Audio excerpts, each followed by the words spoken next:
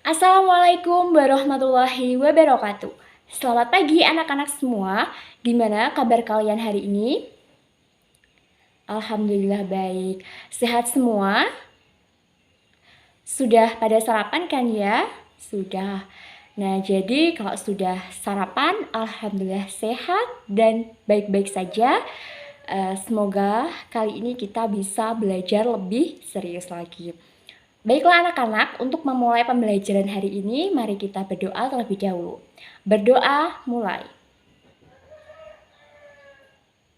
Selesai. Alhamdulillahirabbil alamin. Semoga dengan doa tadi kita semua mendapatkan kelancaran dan juga kemudahan untuk belajar bersama-sama pada hari ini. Anak-anakku semuanya, sebelum kita lanjut untuk membahas materi, Ibu absensi terlebih dahulu ya. Oke, hari ini apakah tidak ada yang masuk? Tidak. Iya, siapa yang izin? Jadi ada dong yang masuk gitu. Siapa yang izin? Putra izin kemana? Izin di pernikahan saudaranya. Oh iya, nggak apa-apa. Ya, semoga minggu depan, besok saja ya sudah masuk. Nah, kecuali Putra, semuanya masuk? Masuk Bu, alhamdulillahirabbil alamin. Jadi, meskipun kondisinya sekarang sudah semakin membaik, anak-anak jangan lupa untuk tetap menjaga kesehatan, tetap mematuhi protokol kesehatan. Gitu ya.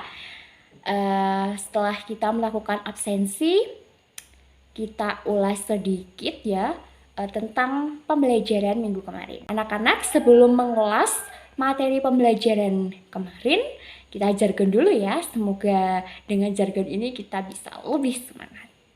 Udah siap? Ya. Kelas 3, hebat, hebat, hebat. Yuk sekali lagi, kelas 3, hebat, hebat, hebat. Luar biasa, semangat 45 gitu. Nah, yuk langsung saja kita ulas sedikit saja tentang pelajaran minggu kemarin. Oke, sekarang Ibu tanya nih, siapa ya? Oh iya, Bunga. Ya. Masih konsentrasi? Masih semangat? Masih. Kira-kira minggu lalu kita belajar tentang apa? Kisah Kan'an, Bu. Benar. Ada lagi yang mau menambahi?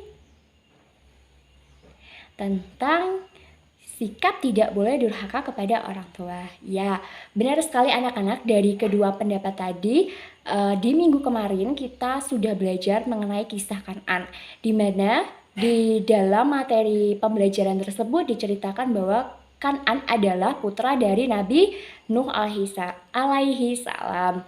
Nah, kenapa disebut dengan anak durhaka padahal ayahnya Nabi loh gitu? Karena pada saat itu kan Nabi Nuh alaihi salam itu adalah seorang nabi ya, sudah diangkat menjadi seorang nabi. Dan pada waktu itu si Kan'an ini beserta para pengikutnya adalah tidak mempercayai bahwa Nabi Nuh ini nabi. Artinya dia tidak mempercayai ajaran yang dibawa oleh ayahnya. Hingga pada suatu ketika Allah Subhanahu wa taala menyuruh Nabi Nuh untuk membuat kapal yang sangat besar karena diberitahukan akan diturunkan azab, akan diturunkan ya istilahnya azab ya anak-anak bagi orang-orang yang tidak percaya dengan ajaran yang dibawa oleh Nabi Nuh pada saat itu. Nah anak-anak, ketika Nabi Nuh alaihi salam ini membuat perahunya hampir selesai, Kan'an dan teman-temannya atau pengikutnya itu menghina Nabi Nuh alaihi salam. Apa katanya? Wah, mustahil sekali membuat perahu yang sangat besar, tapi kita hidup di padang yang tandus, kita hidup serba kekeringan dan tidak mungkin terjadi banjir. Tapi wallahu alam. Suatu ketika itu Allah Subhanahu wa taala menurunkan hujan yang sangat deras hingga mengakibatkan banjir yang sangat dahsyat. Nah, karena Nabi Nuh dan juga pengikutnya sudah tahu akan azab itu, Maka Nabi Nuh dan para pengikutnya masuklah ke dalam perahu tersebut. Sebagai orang tua yang baik terhadap anaknya, Nabi Nuh tetap mengajak anaknya untuk naik perahu tersebut. Tapi apa yang terjadi? Ya Sari, si Kan'an ini tidak mau ikut dengan ayahnya naik perahu tersebut, tetapi malah pergi ke puncak gunung. Nah, mereka menganggap lebih aman daripada naik perahu karena di puncak gunung yang sangat tinggi sehingga mustahil banjir bisa melewati mereka. Tapi apa yang terjadi? Mereka terhanyut oleh banjir tersebut. Nah, seperti itu ya anak-anak. Sampai di sini untuk materi pembelajaran minggu kemarin bisa dipahami? Bisa, Bu. Ada lagi yang ingin ditanyakan? Tidak. Kalau tidak ada yang ingin ditanyakan, kita lanjut ya anak-anak semuanya. Sebelum memulai ke topik inti materi yang akan kita bahas pada pagi hari ini, seperti biasa Ibu akan menyampaikan tujuan pembelajaran yang akan kita capai pada hari ini. Oh iya, yang semalam sudah belajar, tentunya sudah tahu dong hari ini kita akan belajar apa? Yap, benar sekali, kita akan belajar tentang kisah Nabi Ismail alaihi salam. Oke, untuk tujuan pembelajaran yang pertama adalah melalui kegiatan membaca, siswa mampu memahami kisah keteladanan dari Nabi Isa alaihi salam. Kemudian untuk tujuan pembelajaran yang kedua, melalui kegiatan mendengarkan, siswa mampu menerapkan sikap keteladanan dari Nabi Ismail alaihi salam. Nah, sampai di sini sudah bisa dipahami anak-anak? Sudah, Bu. Oke, langsung saja kita ke inti materinya. Kira-kira menurut anak-anak semuanya, Nabi Ismail alaihissalam itu siapa sih? Iya, Sari, silakan. Ya, putra dari Nabi Ibrahim. Ada lagi yang ingin menambahi? Dilanjut saja, Bu. Oke, kita lanjut saja ya, anak-anak. Oke, untuk yang pertama tentang kisah Nabi Ismail alaihissalam. Seperti yang sudah kita pelajari, dulu kan pada waktu kelas 1 kita juga sudah pernah mempelajari itu kan ya anak-anak? Ya, tentang silsilah dari keluarga Nabi Ismail. Saat Nabi Ismail masih bayi, Allah Subhanahu wa Ta'ala memberikan petunjuk kepada ayahnya, yaitu adalah Nabi Ibrahim alaihissalam, supaya Nabi Ismail dan juga ibunya itu tinggal di suatu lembah yang sangat tandus di kota Mekah. Nah, kemudian Siti Hajar dan juga Ismail tinggal di sana untuk sementara waktu dan Nabi Ibrahim alaihissalam kembali ke rumahnya. Hingga suatu ketika karena terlalu lama tinggal di lembah yang kering dan tandus tersebut, persediaan makanan dan juga minum yang dibawa sebelumnya itu sudah habis. Siti Hajar pun kebingungan. Nah, setelah itu beliau mondar-mandir ke sana kemari untuk mencari makanan. Khususnya adalah untuk mencari air. Kenapa? Karena air tersebut sangat penting ya pada saat itu karena mungkin kondisinya yang kering dan juga panas membutuhkan air yang sangat banyak untuk dikonsumsi. Lalu Siti Hajar itu berlari-lari dari Bukit Safa hingga ke Bukit Marwah sebanyak berapa kali? Sebanyak 6 atau 7 kali? Ya, sebanyak 7 kali. Nah, tetapi apa yang terjadi? Siti Hajar tidak mendapatkan air. Tetapi dengan kuasa Allah Subhanahu wa Ta'ala menyuruh malaikat Jibril untuk memberikan petunjuk kepada Nabi Ismail yang masih kecil ya. Ya, sebenarnya kalau dipikirkan kita sebagai manusia biasa itu hal yang mustahil dilakukan oleh seorang bayi. Nah, sehingga si Nabi Ismail ini menginjakkan atau menjejakkan kakinya ya di pasir yang kering tadi. Dan tidak lama kemudian muncullah sumber mata air yang sangat besar dengan airnya yang sangat jernih. Nah, seketika setelah air sumber tadi itu keluar, ibunya yaitu Siti Hajar itu secara spontan mengatakan kalimat atau kata zam-zam. Ya. Sehingga saat ini kita mengetahui air tersebut adalah sebagai air Zam-Zam. Nah, sampai di sini ada yang ingin ditanyakan anak-anak? Tidak, Bu. Oke, kalau gitu kita lanjut ya. Nah, setelah mendapatkan air tersebut, nah banyak sekali penduduk-penduduk ataupun orang yang melakukan perjalanan jarak jauh itu ya pada saat itu dia untuk berkunjung ke sumber mata air tersebut. Nah, itu adalah bisa kita katakan sebagai cobaan Nabi Ismail ketika masih bayi ya. Cobaan Nabi Ismail sekaligus cobaan ibunya. Nah, setelah Nabi Ismail alaihi salam ini beranjak anak-anak, si Nabi Ismail dan juga ibunya ini kembali ke rumahnya. Nah, apakah Nabi Ismail dan ibunya bisa hidup dengan tenang, Bu? Ya, bisa dikatakan pada saat itu ya tenang tidak tenang ya anak-anak karena ada lagi cobaan yang diberikan oleh Allah Subhanahu wa taala. Apa? Iya, Cindy silakan. Ismail disembelih, Bu, oleh ayahnya sendiri. Ya. Nah, ada prosesnya itu anak-anak. Prosesnya bagaimana, Bu? Nah, pada saat itu ketika Nabi Ibrahim itu sedang tidur, dia mendapatkan mimpi dari Allah Subhanahu wa taala untuk menyembelih anaknya. Waduh, menyembelih anaknya yang masih anak-anak. Apakah akan dilakukan oleh Nabi Ibrahim, Bu? Nah, setelah itu Nabi Ibrahim juga bercerita kepada Nabi Ismail. Karena ketaatannya Nabi Ismail alaihissalam terhadap Allah Subhanahu wa taala, maka beliau ikhlas dan mengiyakan perintah tersebut. Jadi dia siap bersedia untuk disembelih oleh ayahnya sendiri. Nah, hingga suatu ketika saat proses mau disembelih itulah anak-anak sudah mau disembelih. Dengan kuasa Allah Subhanahu wa taala, si Nabi Ismail alaihissalam ini berubah menjadi domba. Nah, karena berubah menjadi domba, maka akhirnya domba inilah yang disembelih oleh Nabi Ibrahim. Kemudian dagingnya dibagi-bagikan ke masyarakat yang ada di sekitarnya.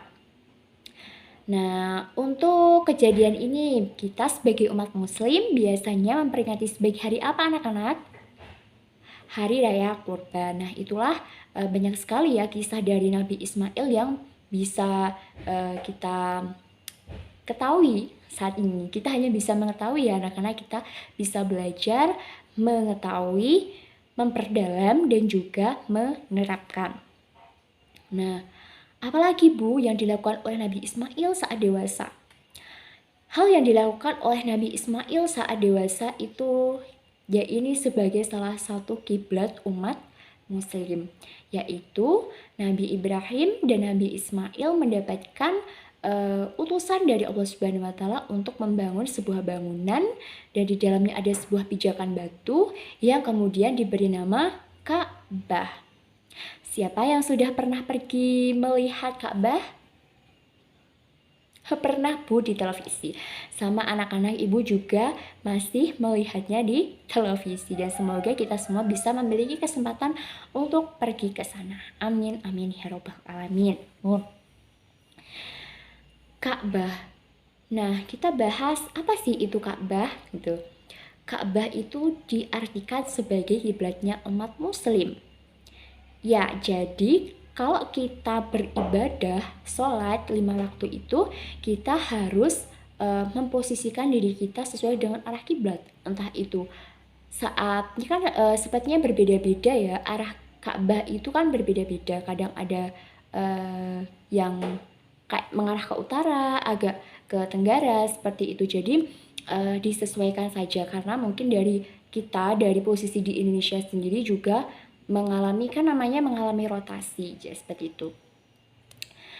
Nah, kemudian anak-anak semuanya dari berbagai kisah dari Nabi Ismail alaihissalam tersebut, dari ketika masa kecilnya, ketika masa kanak-kanaknya hingga dewasa, dia diberikan kepercayaan oleh Allah untuk membangun Ka'bah bersama ayahnya, dimana kan di situ Allah Subhanahu wa taala menyuruh juga untuk mencari sebuah batu pijakan.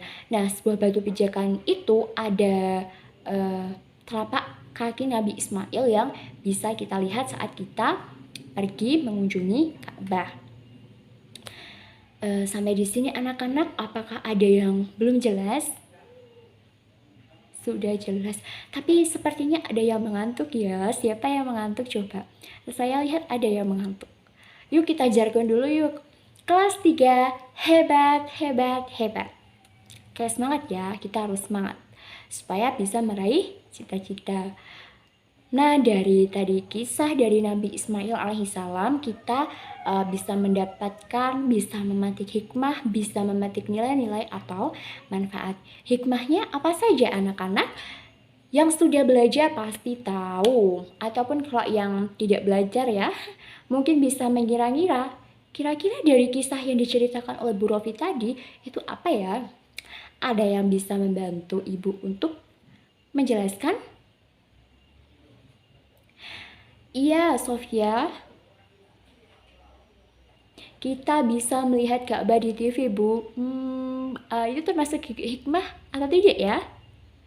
Mungkin termasuk. Oke. Seperti ini kan anak-anak.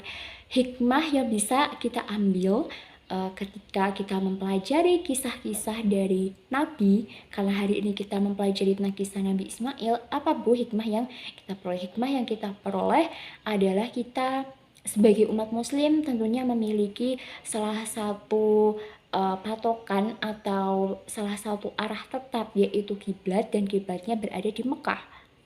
Nah, semisal dulu Bu, kalau misalnya Nabi Ismail dan ayahnya Nabi Ibrahim itu tidak membangun Ka'bah, kita tidak bisa mendapatkan, kita tidak bisa memiliki arah kiblat untuk sholat dong. Kalau ditanya seperti itu, jawabannya adalah wallahu a'lam.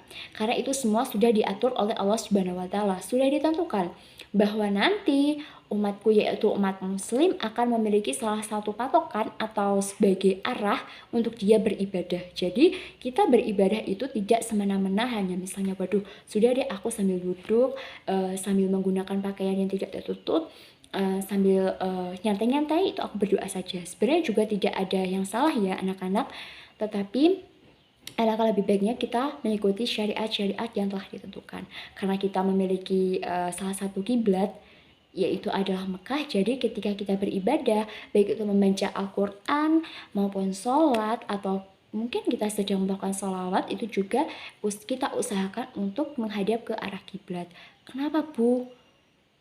Mungkin sampai saat ini masyarakat muslim, tapi muslimnya KTP masih kenapa sih cuma beribadah doang, kita kan bisa dimanapun berada. Mungkin kalau ada sebagian orang yang mempercayai hal tersebut, tetapi kalau menurut Bu Rofi sendiri itu kurang tepat ya anak-anak, karena sesuai perjuangan dari Nabi Ismail alaihissalam tersebut, kita bisa mendapatkan sebuah arah kiblat, arah beribadah yang lebih baik.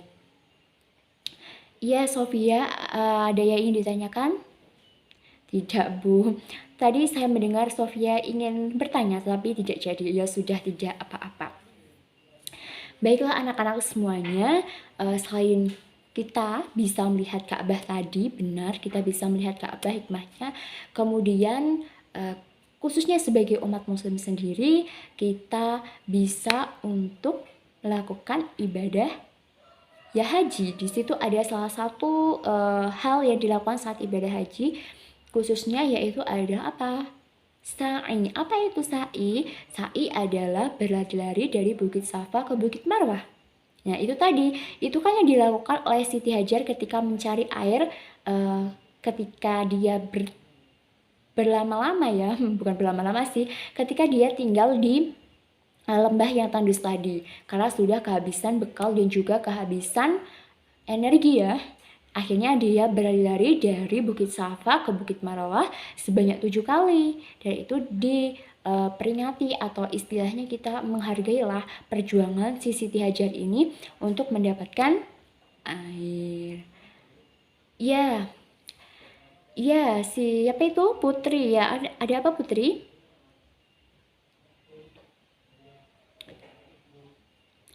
Bu, kalau semisalnya kita sering buang-buang air, itu apakah kita tidak menghargai perjuangan dari Siti Hajar? Ya, ya benar sekali. Ya benar sekali, selain dari segi agama, dari segi lingkungan juga seperti itu. Itu juga hal yang tidak baik. Kenapa tidak baiknya? Karena itu tadi kita membuang-buang air. Padahal air itu adalah sebagai segi mata kehidupan ya anak-anak. Dan itu perjuangannya Siti Hajar sebagai seorang ibu. Dan apalagi saat itu masih menyusui ya, karena si Nabi Ismail ini masih bayi. Sehingga Nabi Ismail membutuhkan asupan baik itu makanan ataupun air yang sangat banyak. Nah, jadi perjuangan ibu yang sedang menyusui untuk mendapatkan air dengan berlari-lari itu perjuangan yang tidak mudah. Nah, jadi selain kita bisa melihat atau melakukan rangkaian kegiatan beribadah di tanah suci Mekah itu sa'i, kita juga harus bisa untuk menghemat atau menggunakan air sesuai dengan kebutuhan. Kenapa? Karena dulu perjuangan dari Siti Hajar ini begitu sangat berat. Ya, terima kasih Putri atas pendapatnya. Ada yang lain yang ingin berpendapat? Tidak. Oh, baiklah anak-anak, tidak ya. Sampai di sini, apakah ada yang ingin ditanyakan? Tugas hari ini Bu, waduh, sudah ditanya tugas sama Denny ini. Berarti sudah minta tugas ya anak-anak? Ya, itu tadi ada 2 hikmah yang bisa kita petik dari kisah dari Nabi Ismail. Kemudian Bu Rofi ingin menambahkan apa hikmah yang bisa kita petik dari kisah keteladanan Nabi Ismail, yaitu yang ketiga ya. Yang ketiga hikmahnya kita bisa mencontoh sikap perjuangan baik itu dari Nabi Ismail, Siti Hajar maupun Nabi Ibrahim. Perjuangan apa lagi sih Bu gitu?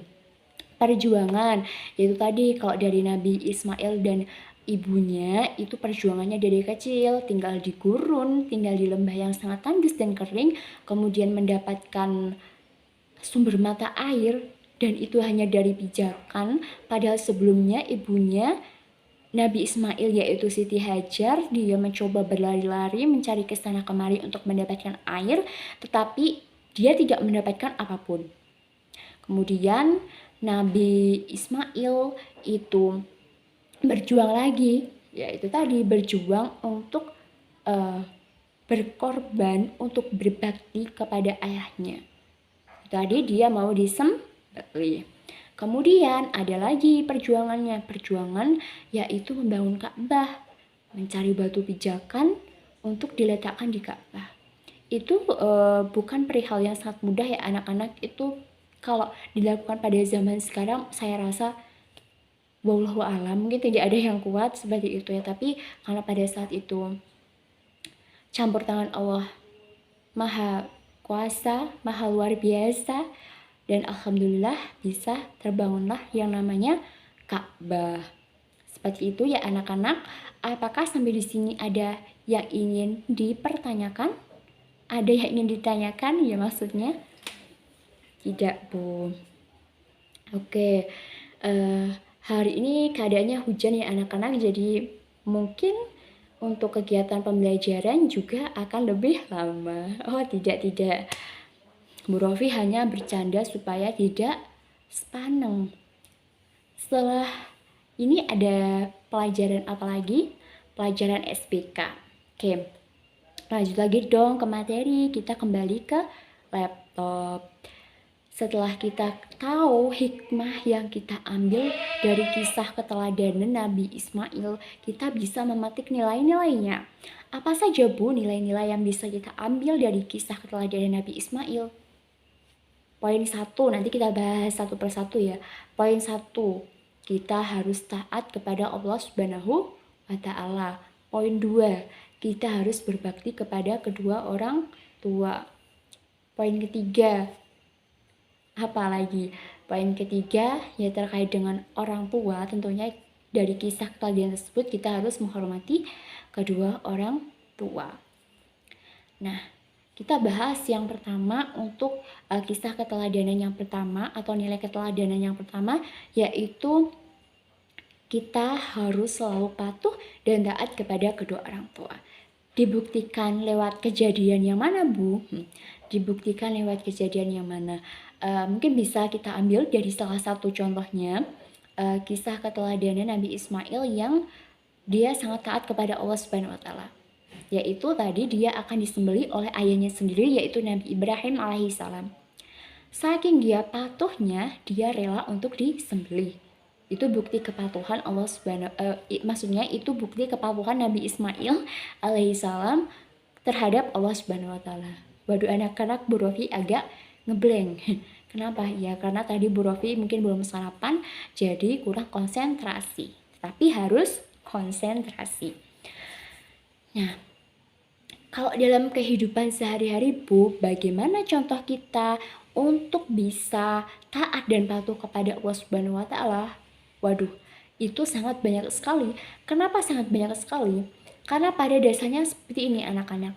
Dari kisah keteladanan Nabi Ismail tadi yang bahkan sampai dia rela disembelih oleh ayahnya pun, dia rela melakukannya. Dan kita yang tinggal memetik hasilnya saja, enaknya saja hidupnya saat ini. Hidupnya tidak enak ya Bu, gitu kata Sari, hidup sekarang juga tidak enak Bu.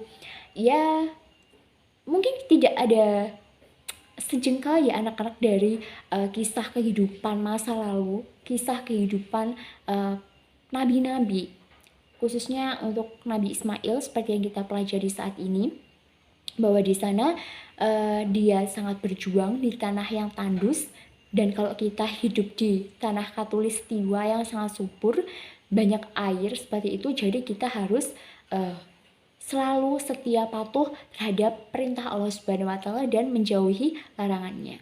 Misalnya, kita harus melakukan sholat 5 waktu, melakukan subuh, zuhur, asar, maghrib, isya sesuai dengan waktu yang ditentukan. Kalau memungkinkan atau kalau memang kita sudah benar-benar ingin berubah, benar-benar ingin bertawakal kepada Allah Subhanahu wa taala, kita melakukan kewajiban-kewajiban yang lain dan juga sunnah-sunnah yang lain, misalnya melakukan sholat tahajud, kemudian melaksanakan sholat duha.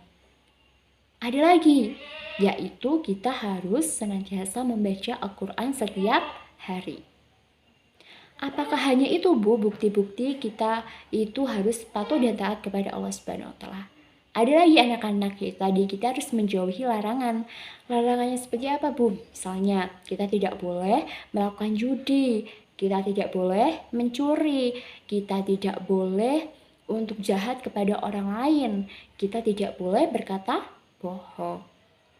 Sampai di sini apakah bisa dipahami? Bisa.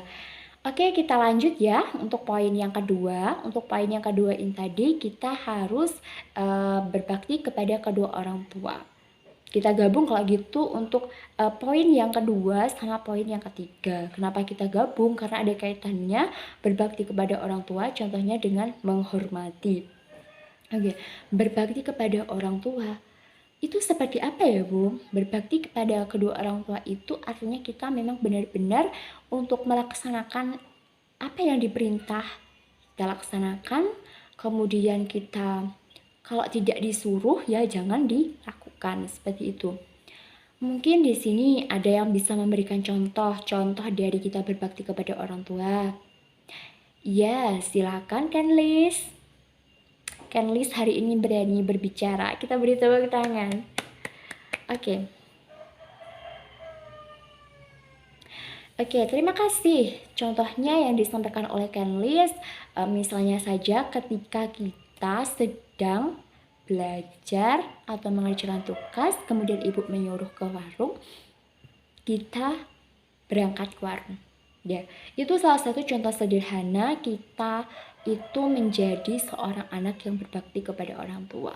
Contoh lagi, kalau misalnya kita tidak boleh membeli baju yang A oleh ayah ibu kita, ya jangan beli. Kemudian semisal kita mendapatkan rezeki itu kan bukan hanya uang ya, tapi kita sebagai contohkan adalah uang saja ya anak-anak, supaya lebih mudah. Misalnya kita mendapatkan rezeki, mendapatkan uang yang banyak, kemudian kita membelikan peralatan-peralatan, baik itu peralatan mandi, peralatan untuk mencuci, peralatan masak, peralatan untuk mungkin bedak dan lain sebagainya itu kita belikan. Contoh lagi, kalau kedua orang tua kita sakit, kita harus mengurusnya, harus merawatnya dengan baik. Sampai di sini, apakah sudah ada yang berbakti kepada orang tua? Insya Allah sudah, Bu. Kalau ditanya seperti itu, saya rasa tidak ada orang yang mengaku 100% itu jujur bahwa dia itu sudah berbakti dan juga menghormati kepada kedua orang tua. Lalu untuk contoh menghormati kepada kedua orang tua itu bagaimana, Bu? Contohnya bisa kita ambil. Yang pertama, kita tidak berbicara kasar. Artinya kita harus berbicara secara halus. Kemudian kita juga harus mendengarkan nasihatnya. Kemudian kita harus hormat, artinya kita bertutur kata. Kalau orang Jawa itu kan ada menggunakan bahasa krama, kromo ya istilahnya itu. Kita usahakan untuk menggunakan bahasa itu di kehidupan sehari-hari. Kemudian untuk menghormati orang tua juga, kita juga tidak boleh ketika orang tua berbicara itu kita tidak boleh untuk memotong pembicaraan tersebut. Kita harus hormat sebagai orang tua, sebagai orang yang dimuliakan oleh Allah Subhanahu wa Ta'ala. Itu contoh dari kehidupan sehari-hari.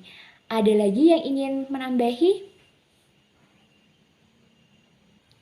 Nah, contoh lagi, satu lagi, misalnya kita ketemu orang tua di jalan, kemudian kita menyapanya. Biasanya tuh banyak sekali anak-anak zaman sekarang ya, anak-anak yang mungkin ketika berpapasan dengan orang tuanya, baik itu jalan kaki maupun ketika sedang berkendara, itu tidak menyapa. Atau dia menyapa tapi tidak diperlakukan sebagai kedua orang tua. Baiklah anak-anak, sampai di sini apakah ada yang ingin ditanyakan lagi? Tidak, Bu, sudah cukup. Berarti sudah bisa dipahami? Bisa, Bu. Oke, waktunya tugas. Nah, anak-anak, dari berbagai penjelasan Ibu tadi, silakan untuk diresum. Apa yang kalian tangkap, apa yang kalian pahami dari apa yang disampaikan oleh Bu Rofi. Mungkin bisa menggunakan referensi buku, tapi alangkah lebih baik berdasarkan penangkapan pemahaman kalian saja. Oke, Ibu beri waktu sekitar berapa ya? 10 menit ya, karena waktunya juga sudah kelihatan mepet, supaya nanti ada salah satu perwakilan untuk membacakan. Silakan. Baiklah anak-anak, sudah 10 menit, apakah sudah selesai? Kan tidak usah banyak-banyak. Ya sudah, yang selesai saja, silakan untuk membacakan. Ya siapa? Ya Sari, silakan. Kita beri tepuk tangan untuk Sari.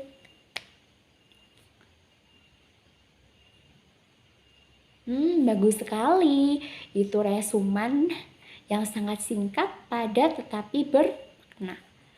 Wah, seperti biasa ya, ini sudah hamin 2 menit pembelajaran ini habis waktunya. Sebelum itu, kita review, kita simpulkan sedikit mengenai apa yang telah kita pelajari hari ini. Kita telah mempelajari tentang kisah Nabi Ismail alaihissalam, mulai dari dia bayi hingga dia membangun Ka'bah. Kemudian hikmah yang bisa kita dapatkan dari kisah keteladanan tersebut, salah satunya kita bisa mendapatkan arah kiblat, yaitu Makkah, yaitu Ka'bah di Mekah maksudnya. Kemudian untuk nilai-nilai yang bisa kita ambil dari kisah keteladanan tersebut, kita harus taat dan patuh terhadap perintah Allah dan juga orang tua, khususnya harus berbakti dan juga menghormati kepada kedua orang tua. Baiklah anak-anak, sekian untuk pembelajaran kali ini, dan silakan dipelajari kembali. Jika belum paham, silakan dibaca kembali. Dan untuk pertemuan minggu depan itu juga silakan dipelajari ya. Untuk pertemuan selanjutnya silakan dipelajari dan silakan dikerjakan soal-soalnya ya. Soal yaitu pilihan ganda Romawi 1, kemudian isi yang Romawi 2 saja, yang Romawi 3 tidak usah. Oke, sekian pembelajaran untuk kali ini. Semoga kalian bisa mendapatkan ilmunya dengan baik. Semoga kita bisa diberikan kelancaran dan kemudahan selalu untuk belajar, dan semoga minggu depan kita belajar lebih baik lagi. Sekian, wassalamualaikum warahmatullahi wabarakatuh.